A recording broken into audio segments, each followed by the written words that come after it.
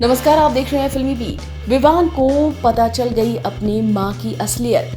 विवान की माँ चित्रा है इस पूरी कहानी के पीछे, वही है मास्टरमाइंड और इस बात की जानकारी दे दी देवेश ने। यहाँ पर होता ही कुछ ऐसा है। आप सबको तो पता ही है कि विवान रीमा के पीछे पीछे जाता है और ये सारी चीज़ें वो देख लेता है।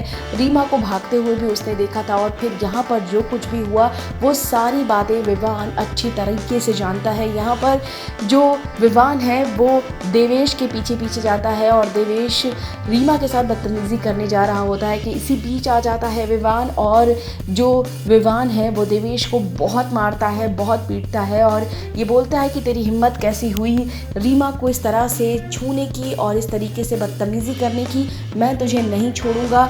और फिर बहुत मारता है विवान देवेश को, लेकिन इस मारपीट के दौरान देवेश बातें उगल देता है। जी हाँ, देवेश पहले तो ये बोलता है कि ये बहुत अजीब लड़की है, बहुत सेल्फिश लड़की है, ये तुम्हारे भाई का भी इस्तेमाल करना चाहती थी, ये तुम्हारा भी इस्तेमाल किया, इसने मेरा भी किया। और फिर इसके बाद जो देवेश ने बताया उसे सुनकर तो बिल्कुल ही विवान के होश उड़ गए। विवान से देवेश ने बताया कि इसके पीछे तुम्हारी मॉम का बड़ा हाथ है और साथ ही साथ तुम्हारी मॉम आई थी मुझे पैसे देने के लिए, और उस घटना के बारे में बताया जब चित्रा आई थी देवेश को पैसे देने के लिए।